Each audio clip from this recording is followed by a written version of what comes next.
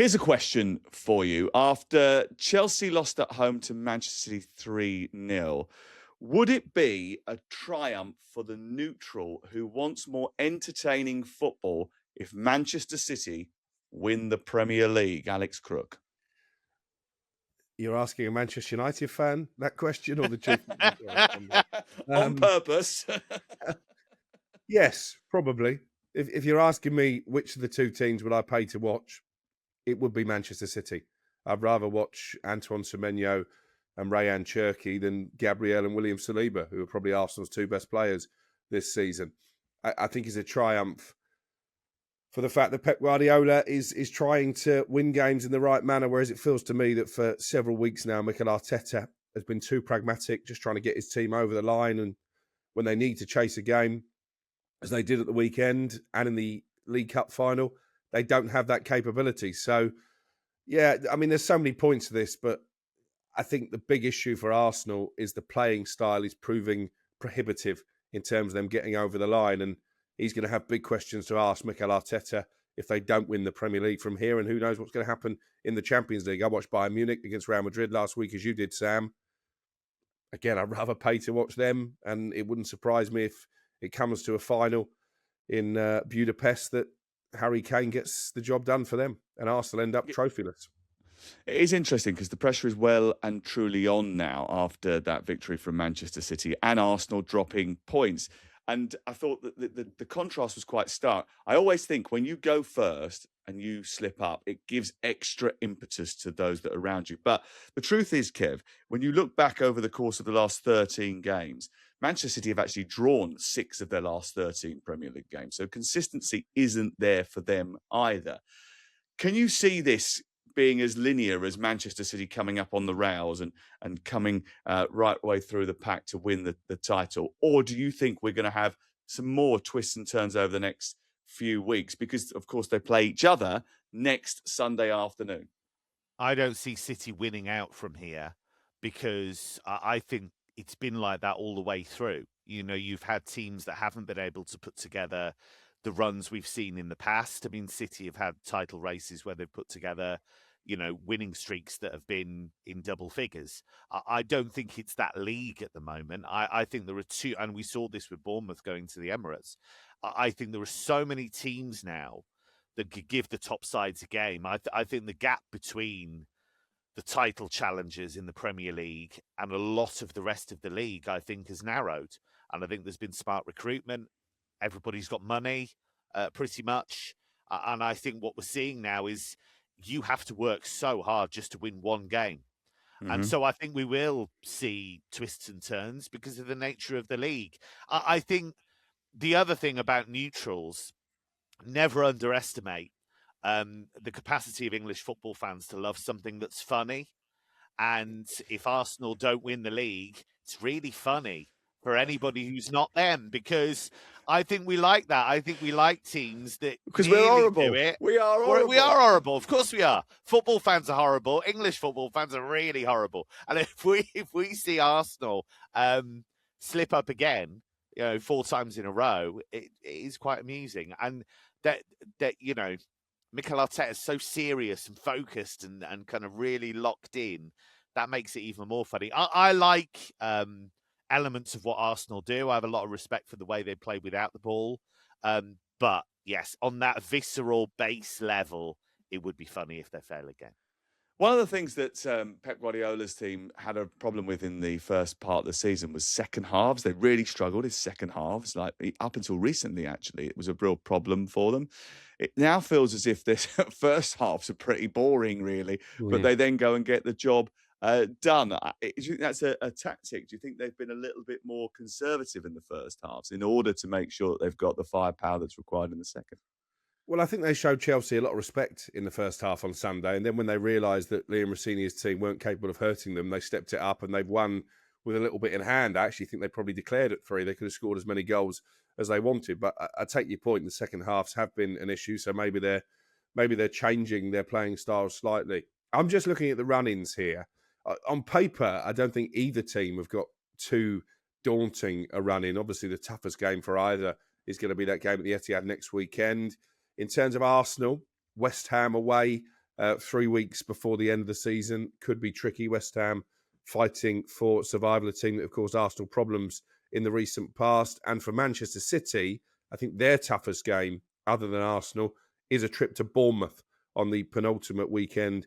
They've still got a game against Crystal Palace that needs to be rearranged, but both of them have winnable games on paper. Obviously, it doesn't always pan out that way in the title race. There is a chance, isn't there? Quite a strong possibility that the title may well come down to goal difference. It could come down to the tightest of little margins, couldn't it? Because these two probably about as good as one another in terms of over the course of the season. Manchester City's first half of the season, nowhere near it. And Arsenal's second half of the season has probably seen a massive drop-off. I think with Manchester City, they've become a little bit more ruthless, but they've done that even though Erling Haaland still isn't really scoring a lot of goals, Kev. I mean, yes, he's picked up recently. I think he got a hat-trick against your mob the other week. However, it hasn't been, I don't know, the goals haven't been free-flowing in the Premier League. And I think that's sort of partly down to what you were talking about earlier, about how hard every single game is, even for someone of his abilities. Yeah, that's right. And they've had to find different ways to score. And I think Nico O'Reilly's, explosion of goal production has been really, really welcome and shows just what an intelligent footballer he is. Shows how they're finding different ways to unlock defences. It's not about Haaland trying to bash his way through. I thought Cherki was phenomenal in this game, and I'm so pleased to see him being given the freedom to do what he can do, because that pass through to Gay was all Cherki. That's what he's all about. Those kind of moments of inspiration and technique. He's a little bit like Olise, not in the sense that they do play slightly differently, but what I always think with those two is the technique comes as standard. That bit you don't have to worry about. It's just what idea they've had, and then the technical quality to actually make it happen. That just is going to happen. So just instinctive, phenomenal. And they've got so many ways they can hurt you. Doku is another one. I love Doku. I know that he's, as a coach, he'd drive you absolutely crackers because he gets in so many good positions and then the end product doesn't come. But that guy one-on-one is one of the best on the planet in terms of beating a man. So they have developed this way of being able to score in different ways. And look, what's the defence going to focus on most of the time? Stopping Haaland. So if they do that, you've got to find other ways to score. And that's exactly what they're doing. And a lot of shots on goal yesterday as well, didn't they? Antoine Semenyo similarly had quite a few when maybe probably should have shifted responsibility on elsewhere. And there was a tweet doing the rounds because I think he sent an Instagram post or something saying good performance and then praising or whatever. I can't remember what it was he was doing in the picture. And then underneath it, someone had said pass to Erling Haaland. And Erling Haaland responded saying, agreed, which was quite funny. They do smell blood, though, you fear, Manchester City. And they have got some stellar performances. And at the back, they look so much more secure. Mark Gay, he's settled in. I thought he would.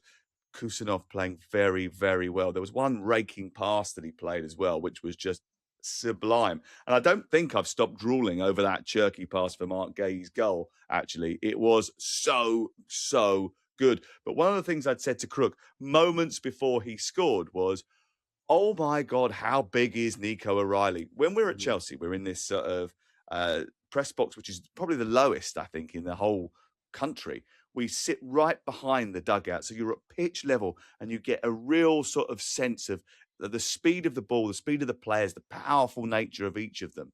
And O'Reilly was playing on the left-hand side in the second half and he was right in front of us. And I was like, he is almost as big as Dan Burn. He's absolutely massive, and he's only going to get bigger as well. And then he popped up and scored that goal. And Andre Santos decided that wouldn't be a good idea to mark him. But anyway, that's a different matter. Right, let's talk about Arsenal and Bournemouth. Bournemouth winning by 2-1. I said, I think, on the last podcast, Andoni Iraola would have had 3 weeks to work out his game plan with Arsenal and have time on the training ground, and that was going to be a problem. And so it proved, Crook. Yeah, and you weren't the only one who thought that. I spoke to a Premier League manager over the weekend, and he said to me that Bournemouth were the worst team you want to face when they've had 3 weeks to work on their game plan, They played with such high energy that freshness was always going to be a problem. But I do think this was more about how poor Arsenal were than how good Bournemouth were. Take nothing away from the Cherries. I think quietly they've had an excellent season under Andoni Iraola. They're one of those sides who might fancy finishing above Chelsea and getting into Europe in the final weeks of the season. But it was really poor from a team competing for the Premier League title. They looked devoid of ideas, devoid of inspiration, devoid of energy. Everything that if you're an Arsenal fan, you wouldn't want to see at the business end of the season. I mentioned it to you on air on Sunday. It was 2 years ago this weekend. They lost at home to Aston Villa and their title challenge unravelled very quickly. Are we seeing history repeating once again? I don't see how they go to Manchester City next week, Kev, and win that game. I suppose for Mikel Arteta, the good news is they don't have to. If they go there and draw, that's probably a good result for them right now. That's the key. It's a totally different dynamic in the sense that what I felt against Bournemouth was that from the get-go, they felt the pressure of having to win the game and they didn't know how to handle it. And Bournemouth were absolutely outstanding. But this is different because this is what he's all about. He's very, very good at setting up teams when they don't have the ball. And we've seen them do this before against City at times. And I think if he has to go there and set up and look to not give anything away, they've got more of a chance. Just on Bournemouth, by the way, if they qualify for Europe, Iraola's manager of the season, hands down. Hands down. Because you cannot lose the players he's lost. They've not lost a game since Semenyo left. How does that work? They've lost Semenyo, they lost Kerkez, they lost Housen, they lost Sabani, the goalkeeper changed, or, you know, the players they've lost time and time and time again. How does he do it? It's sorcery. It's absolutely extraordinary. So some might say it's good coaching. I mean, fancy that's exactly it. That's exactly it. You know, if they qualify for Europe, I think he's manager of the year, because if you're looking at pure coaching job, it's him. So what they did was they absolutely played. They're a nightmare against top teams anyway, but they played on Arsenal's nervousness, I think, and they really went at them. And he's done this for years. You look at when he was at Rayo Vallecano, regularly bloodied the noses of the top teams. So this is what he's capable of doing. Yeah, it is. But I don't necessarily agree with you he'll be manager of the year, because if Keith Andrews gets Brentford into Europe, he may well have a sniff at that as well. And it was quite interesting, actually, reading some of the group chats over the weekend. I heard Alex Crook, who had said that he wasn't good enough for MK Dons in July, calling him out as the manager of the year if he gets them into Europe on Saturday afternoon on talkSPORT, which I thought was the ultimate crooky twist and turn. Brilliant. And that's all because he calls him crooky, by the way, and because he realised he was on the wrong horse there and he better jump on that Keith Andrews bandwagon very, very quickly. Let's talk about Victor Gyökeres, because he scored a very good penalty. He did a lot of good running, but he didn't create any chances, didn't get any chances. I said, I think in the at the end of the commentary, Crook, they were tepid and they were toothless. And they really didn't look like scoring a goal, which is a big problem if you're coming up against Manchester City next weekend. It is, and I think it's difficult to go and try and play for a draw, but that's almost certainly what Arsenal will do. I don't see them going there and trying to go toe-to-toe with Manchester City. In terms of Gyökeres, the more I watch Arsenal, the more I think he's a half-decent striker. You know, he certainly knows where the goal is. His record actually is not too bad. But I just don't think he suits this team. You know, he's not somebody who makes his own opportunities, and he's not getting the supply from out wide. It's a little bit like when Rasmus Højlund was at Manchester United. I actually think Gyökeres is a better player than Rasmus Højlund. So I think it would be unfair if they don't win the league to blame Gyökeres, because I think he would argue, you know what, my chance conversion rate is pretty good. I've done my job. Yeah. The players around me who've not necessarily done theirs. He's not getting any help whatsoever, is he, Kev? No. He isn't. You look at his time at Sporting, and I know it's a different league. I know it's an inferior league. I know Sporting dominate a lot of games. But look how many chances he gets to run at people in terms of that early ball, and he gets a bit of space one-on-one. He can knock it, and then he can hit a shot. Now, this is the Premier League. I get you're not going to get to do that as often. But he does seem isolated. And I actually think he's done really well. I think you look at the goal record, it's pretty good. 18, yeah. he's just fired Sweden to the World Cup. Again, I know that's against, not the same quality of opposition you get in the Premier League necessarily. But I think there's a really good striker in there. But I don't think they needed a centre forward, is the truth of it. I think, Kai Havertz is what Arteta wants, ultimately. He doesn't want an out-and-out striker. I was really surprised that they kind of bent to the narrative, because the narrative was, if they get a striker, they'll definitely win the league. And it's like, well, that was never what they were all about. Havertz was about being physical, but holding the ball, linking the play, bringing the wingers into play. And you've ended up with a totally different type of player. Now, a lot of that is down to the fact that Havertz has been injured. But I just think Gyökeres was onto a loser from the start, because he was expected to be the Messiah, and that was never going to happen because they just don't look comfortable with the centre forward. I was really surprised that they kind of bent to that narrative and spent all that money on a guy that they probably didn't need. Doesn't mean he's not a good striker. Yeah, I just wonder, and you talked about his style of knocking the ball past the defender, running, shooting, goal. If you look at the statistics from last couple of years in Portugal, he has so many shots. Like, he has just loads and loads of shots, but he hasn't been able to do that in the Premier League. But also, I just wonder whether or not Premier League defenders, if you're playing in the Premier League, they are that much quicker. And he does just struggle to get away from them. So when those balls do go down the side, he just hasn't got that acceleration, that little bit of extra Usain Bolt power to get into those advanced areas, which I think is another thing which is just holding him back a little bit. Defensively, they've been so good, Arsenal. It's been the bedrock of what they've done over the course of the last few years, but they weren't very good on Saturday. The mishap with the first goal, where Saliba's body shape's not right for me, and he deflects it into the air, and it's popped in by Crook at the far post, which just seemed to want it a little bit more than everybody else. And the second goal, where it's like the parting of the Red Sea, and Alex Scott just wanders through it. It seems a little bit odd. He played really well, actually, Alex Scott, and I think he's a little bit unfortunate that he didn't get in the England squad this time around in the March internationals. Bearing in mind they'd called him up before, and we were talking in the group chat yesterday, actually, a few of us, about the idea of those March internationals actually not really giving us much indication as to what's going to happen at the World Cup. Do you think he could still go? I don't, to be honest. I just think there's too much competition for those midfield places. But I think he was unlucky not to be called up last time so that Tuchel could have another look at him. I do think you talked about, Kev's mentioned the number of players that Bournemouth have had to sell.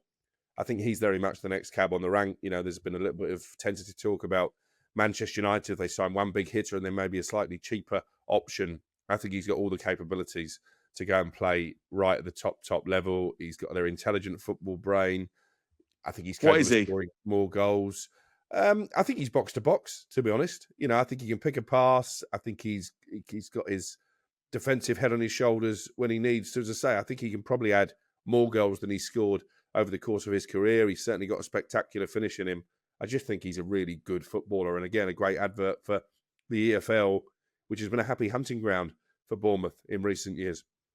Yeah, I wonder where he fits into the England system. I mean, we expect them to play with a sort of 4-1, 1.5, and a 10.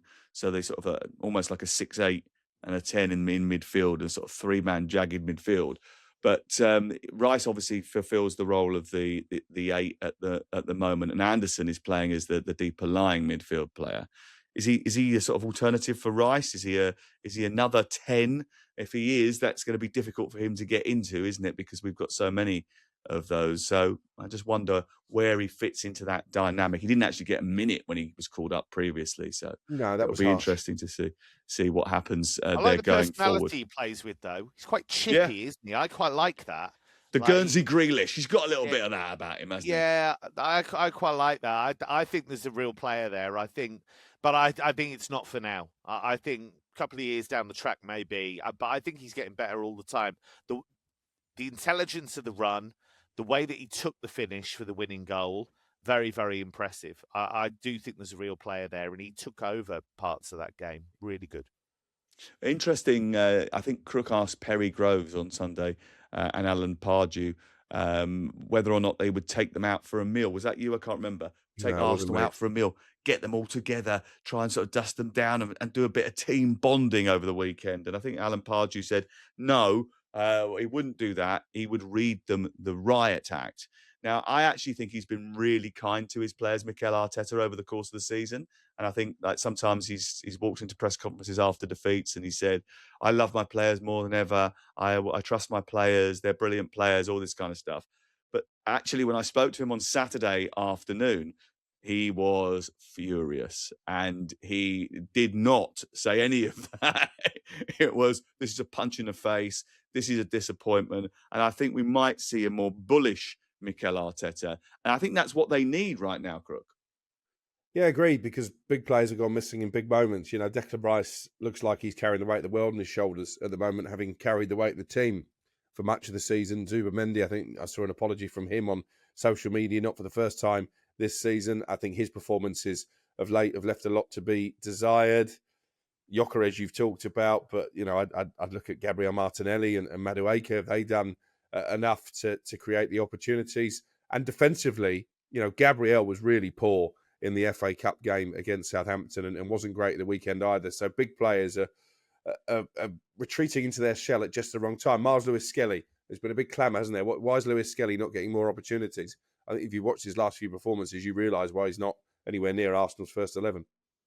I actually thought, especially in the first half, he played all right. He was the one sort of setting the tone. There was one particular moment where he was second favourite for the ball. Someone pulled out and he nipped in really quickly and put Arsenal on the front foot. I think the issue is when they get up to that edge of the penalty area, it's all just very staccato. There's not enough quickness and movement, and there's not enough sort of invention there. They've lacked a little bit of that. I think they miss. I tell you what, I think they miss Urian Timber.